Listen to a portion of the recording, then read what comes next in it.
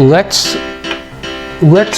just think about this in terms of how we began our conversation on marketing. And remember, that's a combination of the art and the science, and the art being the creative stuff, the images, the videos, things of that nature, and the science being the analytical piece, understanding the who, what, where, the quantitative type data that will drive some of our decisions. Okay, that combination of the art and science creates our ability to get smarter as we market, and creates this ability for us to create content. Now, there are the 4 P's. If you remember, we have to talk about that when we think about content creation and getting that messaging out there. And the 4 P's, of course, are the marketing mix, which is product, place, promotion, and price.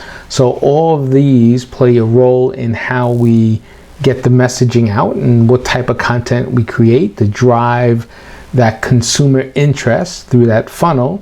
Remember, it's all about creating that interest, getting that awareness, that interest, the consideration, the conversion, the retention, and then making them that brand champion. It's creating that content that does that, because when we discuss this, we have to think about the love story we're trying to build. It's all about that relationship.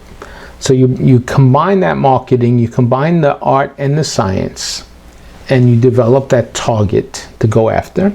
So now you have your target audience, the persona that we're trying to get out and reach, and we want them to like us, right? We want them to get engaged with us. Now, I always think falling in love is better than just like, right? So I like people who convert with us and fall in love with us more than I like people that only like us. I mean, eventually you start somewhere. So I'll take the likes, but eventually I want that to move into love. And for me, in this relationship, when I talk about falling in love with us, I'm talking about conversion and spending money on our company. That's where I want this journey to go.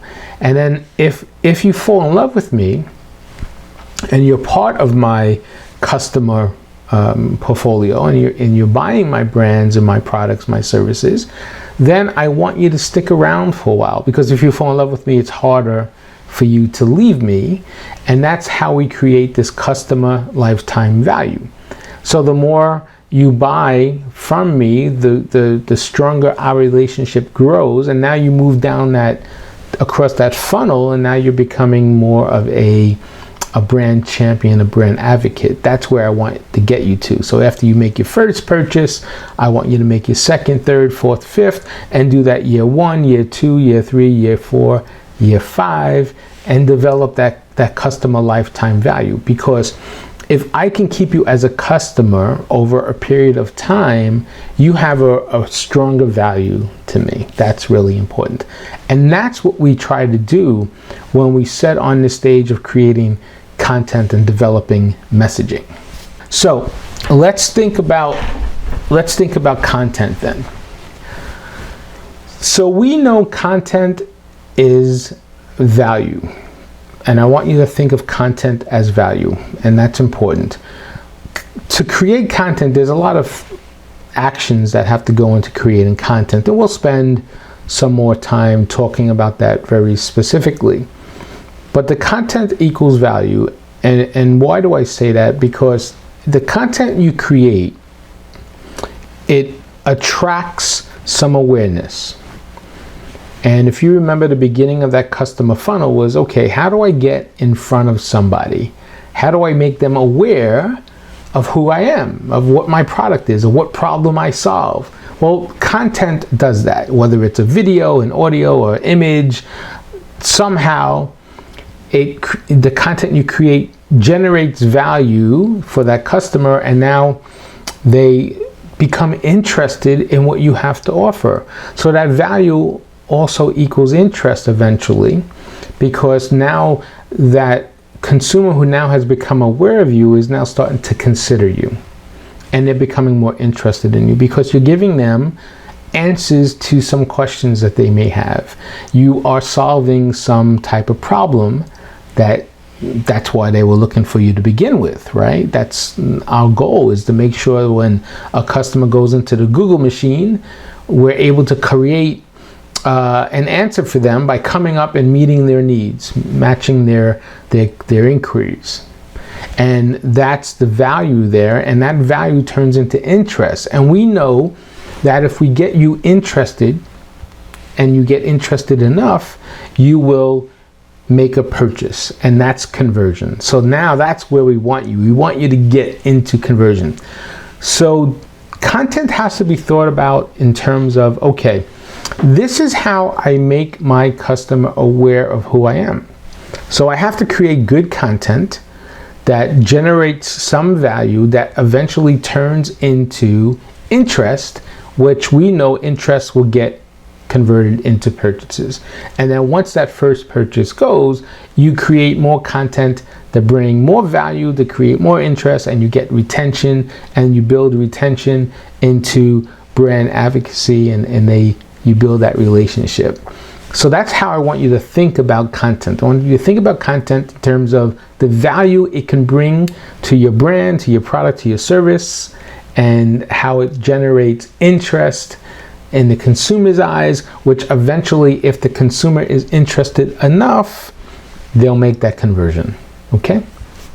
So let's talk about the types of content. So the types of content are, well, there's a lot of content out there. Let's start that way. But I like to think of it as a content pyramid.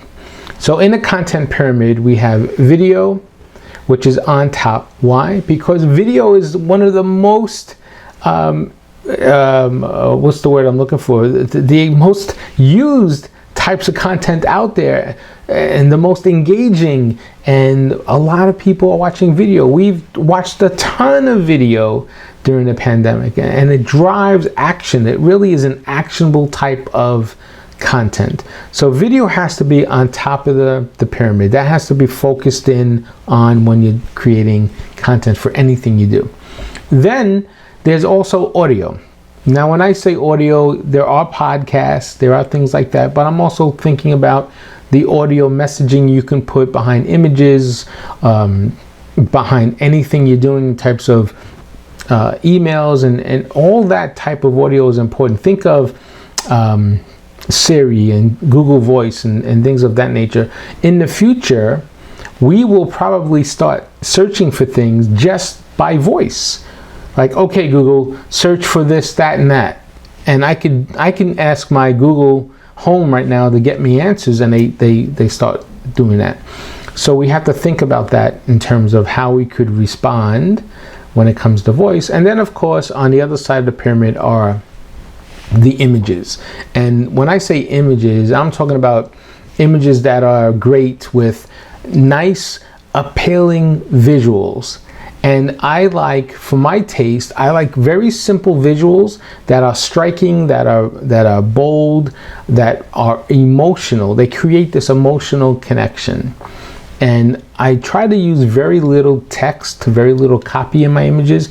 I try to let my images speak for me more than the words do, right? That's really important, I think. So, and if you think about that, think about the emotional connections like fear and anger and love and hate and of course laughter, humor, all that, sex appeal, things of that nature, right? That's all emotional connections. So those images drive that type of action because of that emotional connection, and the words should support the images. So you have to be mindful of that when you're creating that particular content. Now, why is it important to have different types of content? Because people absorb content differently, right? Let's take Facebook as an example. Facebook, you can see an image, you can see a video, you can see ebooks, things of that nature, right? Live streaming. There's a lot of ways to absorb that content. So as a marketer, you have to create different types of content that hit someone's likes differently. Maybe I don't like looking at images. Maybe I only like videos. So you have to think about that, and that's important to understand. That's why you have to create different types of content, because different social platforms will require different types of content, right? Let's talk about creating goals for your contents. Just like everything we do in marketing, we have to have a goal. So in this particular case, when we're creating content, when we're pushing out content, we have to have our goal. So what is our goal when we create content? What is our goal when we push content out? Do we want to build our audience? Do we want to increase website traffic, generate leads, increase conversion, improve brand awareness, improve SEO? So let's have that in mind. It's almost like when you create content, you are authoring something, you're creating something. Now, most people don't have the ability to create it from scratch. You have to get it from somewhere, or buy it from somewhere, or ask someone to make it for you. Although today it's very easy to create what we call user-generated content, which is just you being authentic. That's great too. So you want to have a plan with that, right? If I'm promoting birthday cakes, I want to be able to share content about celebrating birthdays and using birthday cakes. I don't want to, get off that message and talk about baseball. Although I could say celebrate baseball with a cake, maybe, or something like that. And you can mix some messages up. That's nothing wrong with that. But have a goal to your content. So when you author something, you have an understanding of where you want that messaging to go. So you have to have a goal in mind first. So let's talk about goals in action now. So we know that there's a funnel. We talked about that consumer funnel, and generally speaking, I like to look at the funnel horizontally from left to right. Some of us look at it from top to bottom, and traditionally speaking, that's how marketers look at it too. When you think about a funnel, I'm thinking about a funnel which is wide at the top and gets narrow there at the bottom, right? So the top of that funnel, there's bigger opening. That's the awareness stage. That's sort of awareness and consideration. That's the top of the funnel. We also call that TOFU, T-O-F-U. Then as you get to the middle of the funnel, as it narrows, is the conversion. That's where people are going from consideration to conversion. That's the middle of the funnel. Then the bottom of the funnel is retention and brand advocacy. So that gets thinner because we keep X amount of percentage of customers, so it gets smaller. Now, each stage of those funnels has a different goal in mind, which means you have to have different content to match that goal. So in the top of the funnel, let's say, it's discovery, you're building awareness. So your content could be things like viral content, educational, influencer type content. That's really to gain interest, to gain awareness. As you move down to consideration, you want to maybe inform, persuade, inspire, right? That's sort of the goal. Get that conversion going somewhere down that line. So now you want to solve their problem. You want to create brand awareness, brand comfort levels there in the middle of the funnel.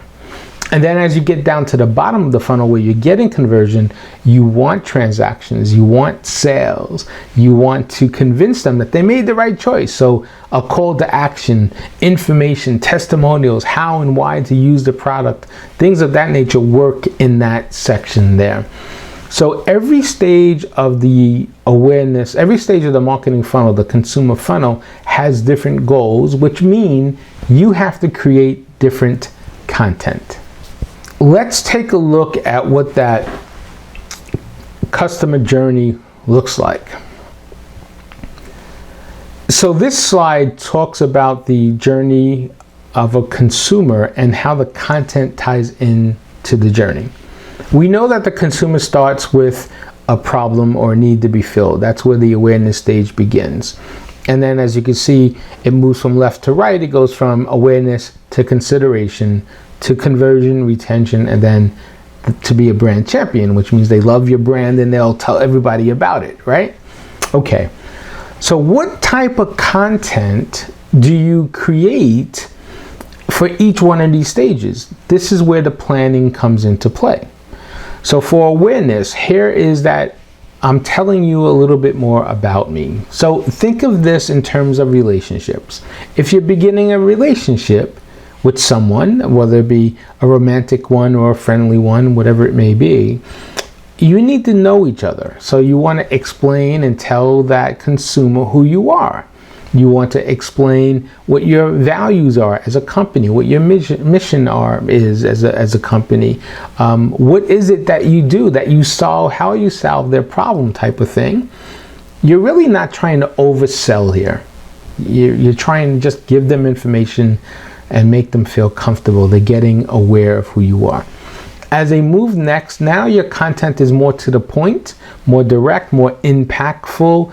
Maybe you're giving product demos, maybe you're providing resources and videos, customer reviews, free trials, because now we want to move them from consideration into conversion.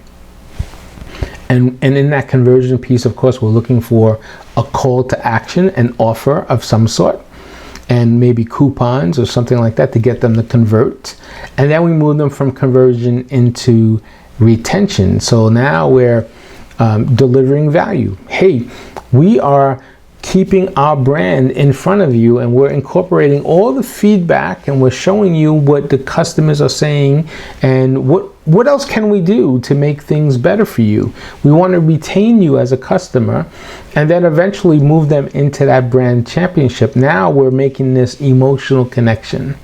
Right now we're in love with each other. They're in love with us as a product, as a brand, as a service, and we're reminding them that we're constant in their life and that we're giving them information, maybe customer referrals and all that satisfaction. And we're also giving them unique value, special offers, that because you are a VIP, you're getting something special from us. So that's sort of the idea here. As you move the consumer through the journey, you have to provide different content to them along the ways. And you can do that through email, you can do that through your blogs, you could do that through social media. There's a lot of ways you can send that content out, but keep in mind you need to know where they are in their journey, and you're able to communicate to them effectively this way. So a touch point is a place where the consumer touches your brand or your product or your service. So think of touch points as a interaction. So a good marketing campaign will have different touch points. So if you see me on social media, and you might see me on YouTube, you might see me on Facebook or Instagram, I'm following you around because I'm just picking you up based on your profiles, and you're seeing me in different touch points. And I would even take that into the traditional world. If we're a local company, maybe you see an ad for me in the local magazine, or you get a postcard from me, or if you have enough money, a billboard on your expressway. So now I see you in all these different touch points, and generally speaking, it takes someone about 7, 8, or 9 times to get reminded to get in front of somebody before they start taking action. So you really have to keep that in mind. It's very rare that you get somebody and you're able to convert them right away. So it's going to take a few times to get them. That's why there's sort of a smooth way of doing it, but it's not a perfect way. And after 3 or 4 times, they might move on, or maybe they see you on a different platform. Now they're more likely to consider you. So they might see your ads only on Facebook, or they might see your post only on Facebook, and then they flip also to Instagram. And now they see you on Instagram too. And then they're surfing YouTube, and all of a sudden now they see you on YouTube or LinkedIn or whatever it is. Now they're like, oh wait, I see this company all different ways. Maybe I'm becoming a little more interested. So that's really how you would go after that target audience. There isn't, you just got to keep at it, and it's all about numbers. The more people someone become familiar with it, the more they're more likely to engage with you. That's the idea.